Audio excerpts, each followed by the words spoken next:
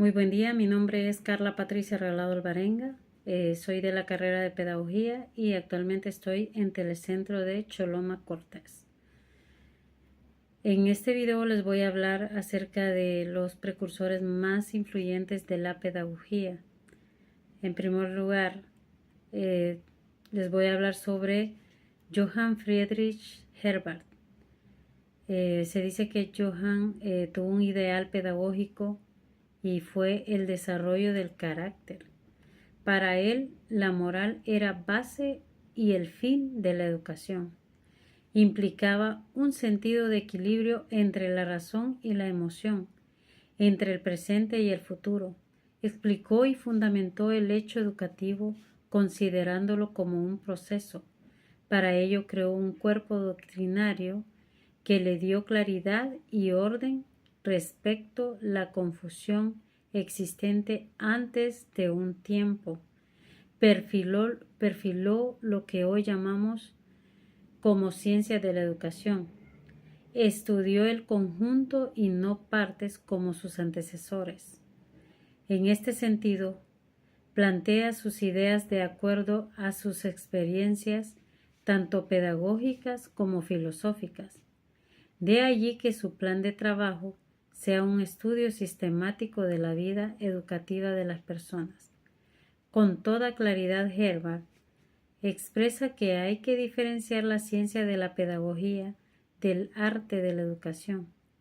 Esto significa que la teoría y la práctica, aunque son complementarias entre sí, en la realidad tienen que diferenciarse. También voy a mencionar algunos de los aportes más importantes de Johann Herbart. Johann consideró que la pedagogía debía basarse en la psicología y la ética. Propuso un cambio en la educación, superando el aprendizaje memorístico de contenidos. Introdujo el término educabilidad para referirse a la capacidad de aprender. Afirmó que la educación debía llevar a la moral y a la virtud. Consideró que el alma humana es como una hoja en blanco. Creyó que no existen ideas innatas, pero sí una capacidad humana moral. Estos fueron algunos de los aportes de Johann Friedrich Herbart. El segundo precursor de la pedagogía del que les voy a hablar es Friedrich Froebel. Él nació en 1782 y murió en 1852. Él fue un alemán pedagogo, estudiante de Pestalozzi, que sentó las bases en una moderna educación basada en el reconocimiento de los niños, reconociendo que los niños tienen necesidades y capacidades. Él hace hincapié en la capacidad de cada niño, su individualidad y el respeto con el que debe ser tratado un niño, la importancia de crear un armonioso ambiente feliz en el que él o ella puedan crecer. Enfatizó el valor de la autoactividad y el juego como una base sobre la cual el desarrollo integral de la persona en su totalidad se pueden construir. Friedrich desarrolló el concepto de jardín de infancia.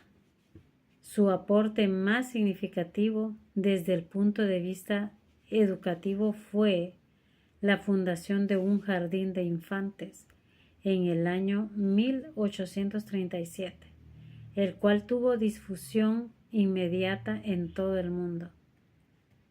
Es conocido como el teórico de la educación infantil. También es el creador de una doctrina pedagógica concebida dentro de los límites del idealismo, doctrina en la que articulan los elementos para la educación de la infancia, como punto de partida de la educación total humana. Su posición en la historia del pensamiento educativo es única en su género, aunque sus ideas principales ya habían sido sugeridas por Rousseau. En sus obras hay dos motivos por los cuales el mundo se ve obligado a tomar en cuenta esas ideas, tal como son presentadas por él. En primer lugar, Froebel es maestro y establece su propia escuela en la que pone en práctica sus ideas. En segundo lugar, como consecuencia inmediata, sus ideas entusiasman a seguidores como un fervor casi evangélico, llevándose del mundo académico al mundo real como un movimiento de organización internacional, respaldado moral y económicamente. Las teorías educativas de Froebel están basadas en su creencia en la unidad de la naturaleza, en la realidad de las leyes naturales universales y el espíritu divino que gobierna en la vida del hombre como parte de la naturaleza. El niño, decía él, debe observar, estudiar y trabajar con la naturaleza, incluyendo la vida vegetal, animal y los objetos sin vida, para que obtenga un claro entendimiento de las formas siempre cambiantes de la vida sobre la tierra, así como las leyes de la naturaleza inorgánica.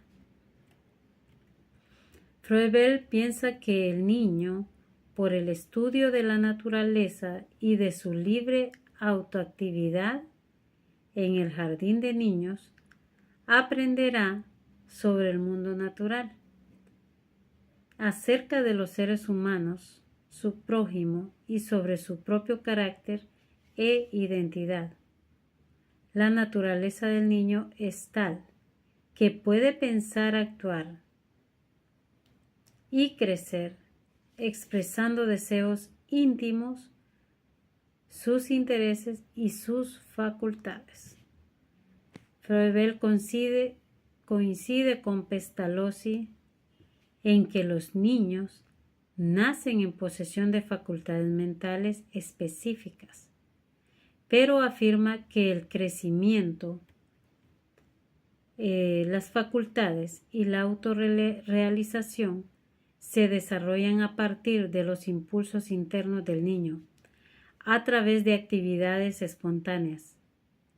Pensar, decía, es una clase de actividad, y esta actividad está comprendida en otras formas de hacer, como en juegos, gesto, habla, canto y expresión motora.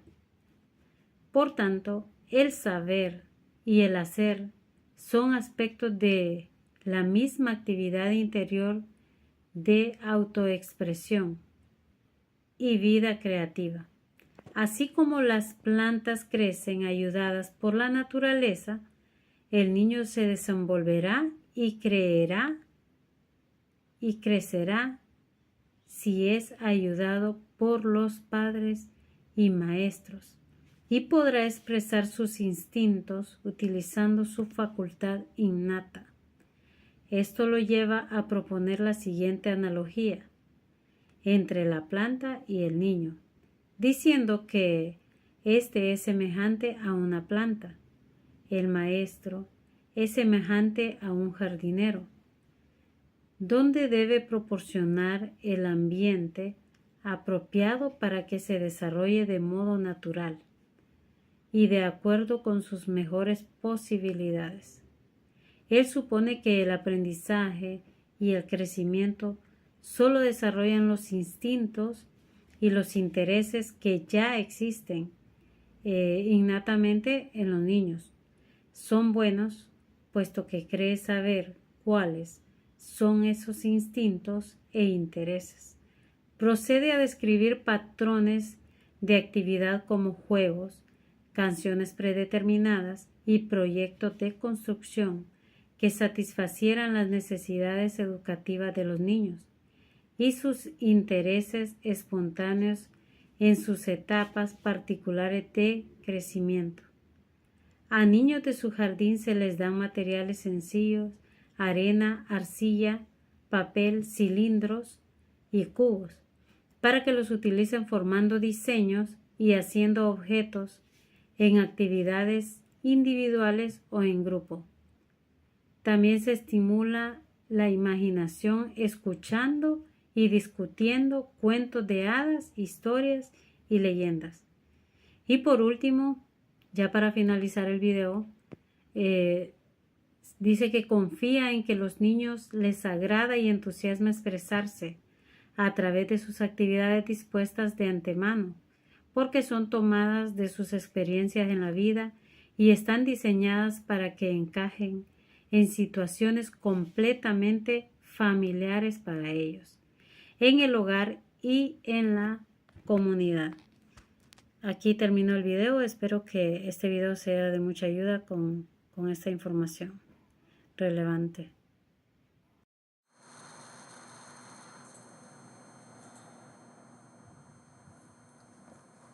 Buenas, mi nombre es Wilber Giovanni Hernández, alumno y pasante de la carrera de licenciatura en Pedagogía y Ciencias de la Educación, guiados por la catedrática licenciada Iris Maribel Sánchez Dubón. Pertenezco al Telecentro de Choloma. Vamos a desarrollar un tema de la clase de didáctica general. Es un pequeño resumen de los precursores de la didáctica. Son los creadores de la didáctica. Pero la didáctica, ¿qué es la didáctica? Es una disciplina de la educación que ha venido evolucionando con el transcurrir del tiempo. Es interesante analizar los aportes de diferentes pedagogos hicieron en sus tiempos, los cuales no sé si se han olvidado o los desconocen. A continuación mencionaré breves aportes de dos personajes que para la historia de la didáctica tienen mucho significado. Vamos a iniciar con el pedagogo Wolfgang Reich. ¿Quién es Wolfgang Reich? Pues él es un alemán, un educador alemán que introdujo el término didáctica en la literatura pedagógica. Sus ideas fueron adelantadas para su época y lo convirtieron en un precursor de la didáctica moderna. Inició el uso de nuevos métodos para enseñar más rápidamente. Wright propuso métodos de enseñanza basados en ir de lo simple a lo complejo, aprender de forma gradual, comenzar por la lengua materna, promover la observación, experimentación, enseñar varias asignaturas de forma uniforme y armoniosa, que fueran armoniosas. Él nació en Alemania, estudió en Hamburgo y Rax. Viajó por Holanda e Inglaterra, luego se consagró a los estudios pedagógicos. Fue el primero que mostró la necesidad del arte de enseñar, la educación, el cual debe practicarse de acuerdo con sus propias normas, aunque en su tiempo hubo que rechazar la inefabilidad de su método. Nunca se ha podido negar que fue uno de los precursores de la didáctica. Impregnó su pensamiento pedagógico alemán en el siglo XV y XVI. Fue el primero que usó el nombre de didáctico para denominar al investigador que estudia los principios y las reglas de la enseñanza. Entre sus postulados más sobresalientes podemos mencionar los siguientes: una gramática que sirviera para todas las lenguas, la unidad y la uniformidad de la enseñanza, el aprendizaje debe discurrir sin violencia, tiene que ser uniforme y armonioso en los métodos de enseñanza, todo por partes, mediante la experimentación y observación. Las ideas comprendidas deben de ser retenidas por la memoria. Organizar los temas de las lecciones antes de desarrollarlas. Estos son algunos de los aportes de Wolfgang Reich. Ahora pasaremos con el segundo creador de la didáctica, que fue Juan Amos Comenius. que es un filósofo y pedagogo checo cuyo nombre original era Juan Amos Komensky. Fue último el obispo de la comunidad de los hermanos bohemios. Fue perseguido por el gobierno, vivió expatriado y vagabundo por diversos países de Europa, como Polonia, Hungría, finalmente en Holanda, donde murió. Pero él es considerado el más grande educador y pedagogo del siglo XVII, uno de los más grandes de la historia. También es considerado como el iniciador de la pedagogía moderna. Su pedagogía tenía ideas religiosas y realistas. Él decía que el fin de la educación para él es la salvación y la felicidad eterna. Y se consideraba como uno de los objetos de la educación, la humanidad.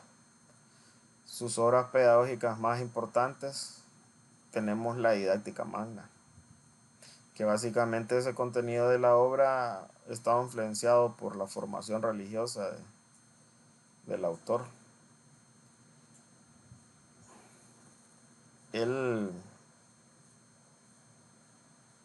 preconiza la enseñanza directa, simultánea, en aulas donde aprenderían niños y jóvenes de uno u otro sexo, enseñar a todos en orden la forma de enseñanza, dividir en etapas la educación, anticipa la idea de la escuela democrática unificada, la, la educación por aplicarse, debe aplicarse a todos. Su principal contribución ha sido respecto al método, tanto en las ciencias como en las artes y en las lenguas.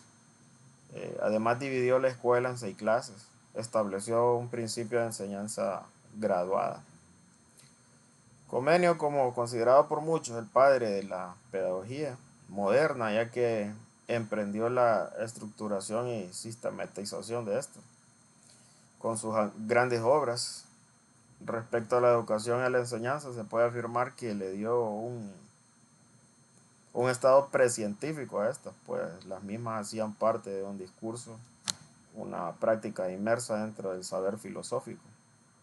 Comenio partió del convencimiento de que el hombre solo necesita una educación adecuada para desarrollar su naturaleza a plenitud. Es decir, que el hombre por su naturaleza no necesita tomar nada del exterior, sino que es preciso tan solo desarrollar lo que encierra oculto en sí mismo y señalar claramente la intervención de cada uno de sus elementos.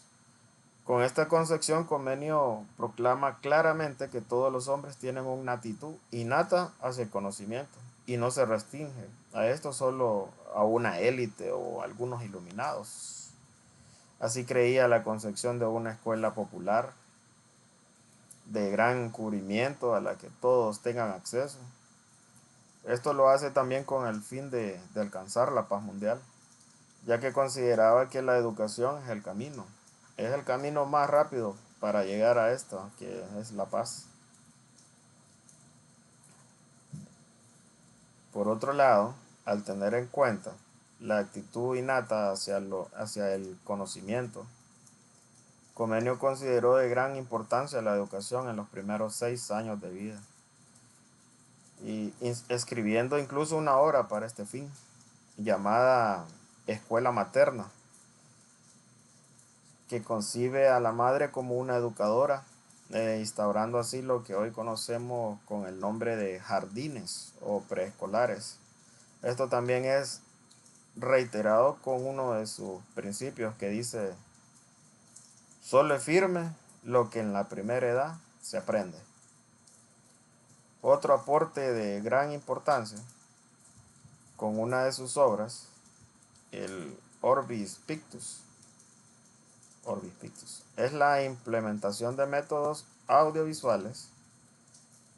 Esta obra es una pieza teatral en la que se utiliza la interpretación teatral como un instrumento importante de motivación y estimulación para con este llegar a que el niño entienda y asimile determinado contenido. Se dedicó a integrar las metas, el contenido y los métodos de la educación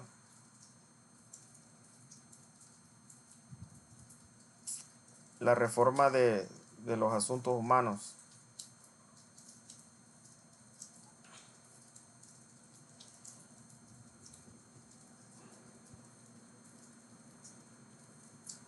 Ha sido uno de los grandes maestros de la pedagogía. Su labor humanístico se desarrolló en Europa durante el siglo XVII. Está marcado con profundos cambios.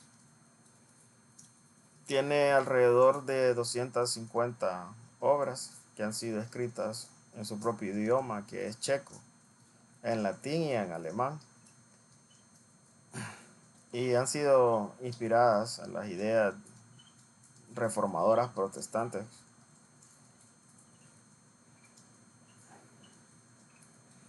El sistema sumario del saber realista, el cual denominó la pansofía, que debería servir para universalizar el conocimiento y eliminar los conflictos del mundo. En otras palabras. Así que muchas gracias. Este ha sido mi aporte a la clase de didáctica general. Buenas noches. Muchas gracias. Muy buenas tardes. Mi nombre es Juan Francisco. Voy a hablar sobre los creadores de la didáctica. Muy específicamente voy a centrarme en dos, que es Jean-Jacques Rousseau, en castellano Juan Jacobo Rousseau, y por otra parte tenemos a Johann Heinrich Pestalozzi. En castellano se le conoce comúnmente como Juan Enrique Pestalozzi. Para entender mejor, vamos a referirnos a ellos por su apellido. Para empezar voy a hablar de Rousseau. Muy enfáticamente voy a dar una breve descripción de quién fue. Él fue un filósofo, escritor, teórico suizo-francés que hizo muchos aportes importantes a la didáctica y por ende a la educación. Entre sus más destacadas obras está Emilio de la Educación, publicado en 1762, donde expone sus ideas de cómo debe ser la educación. Voy a centrarme en 5 aspectos de cada uno de estos dos personajes, 5, por así decirlo, ideas o aportes importantes que ellos hicieron a la didáctica y a la educación. Ok, entonces vamos a empezar con los 5 de Rousseau. El primero de Rousseau era la educación natural. Rousseau proponía que la educación debía estar basada en la libertad y la naturalidad del niño. Según él, los niños debían aprender a través de su experiencia con el mundo, con el entorno, con las personas, incluso con los animales. Tenía que ser algo, como la palabra lo dice, natural, ¿verdad? Nada forzado, ningún tipo de enseñanza que estuviera fuera del ritmo de las cosas. En segundo lugar tenemos que Rousseau pensaba que el niño debía ser protagonista de su propio aprendizaje, no solamente sus tutores, sino él ser el protagonista principal, ya que es él el que estaba aprendiendo. Él pensaba que el niño debía ser el centro de su propio aprendizaje. También aseguraba que como el niño era el centro de su aprendizaje, tenía que ser adaptable según las etapas del desarrollo de este mismo, sin interferir ninguna enseñanza con su crecimiento natural. Número 3 tenemos la autonomía, el desarrollo de la autonomía. Rousseau defendía que la educación debía fomentar la independencia y la autonomía, la capacidad de que el niño se desarrollara y tuviera criterio propio, tuviera ideas personales, no impuestas. Claro, ¿verdad? Hay una línea entre lo que se debe enseñar como tutor, pero lo que el niño también tiene que aprender por sí solo. Y eso pues era uno de los aportes o de las ideas que tenía Rousseau. En número 4 tenemos la educación emocional. Rousseau, en el libro que mencionamos al principio, él subrayó la importancia de la educación emocional. Consideraba que el niño tenía que ser educado no solamente en la parte intelectual, sino también tenía que tocarse la parte moral y emocional, las virtudes, las fortalezas, conocer sus limitaciones, como todo ser humano las tenemos, pero aprender de ellas, fortalecerse a partir de eso. Y en número 5, de parte del señor Rousseau, tenemos el respeto por las etapas del desarrollo infantil. Rousseau pensaba, y sus ideas siguen vivas, que las etapas del desarrollo infantil o de la persona o del aprendiz se dividen en infancia, preadolescencia y adolescencia. Y este método de él sugería que los métodos educativos no tenían que ser prematuros de acuerdo a la edad o a la etapa que estaba viviendo el joven. No se le podía enseñar ciertas enseñanzas para un adolescente a un infante. Entonces, él enseñaba eso, que hay que tener respeto de acuerdo a las edades, la mentalidad que tiene el aprendiz o el estudiante y dejarlo que se mantenga en su enfoque, lo cual esto promovía la educación adecuada para el joven.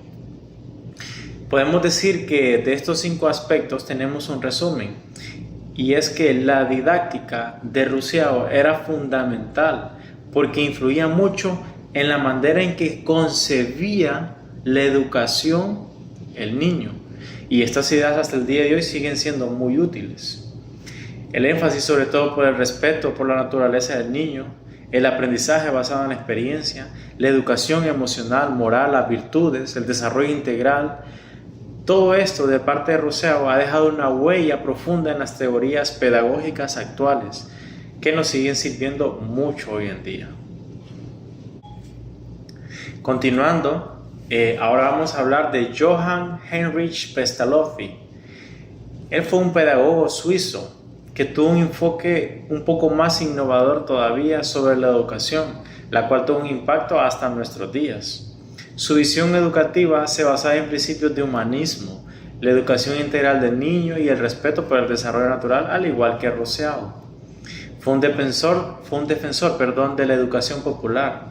Él pensaba que todos debían tener como derecho universal el acceso a la educación, sin importar el nivel económico, el origen social, su raza, etc. También sobre él vamos a hablar acerca de 5 aspectos importantes o 5 aportes que él nos dejó a la didáctica y a la educación.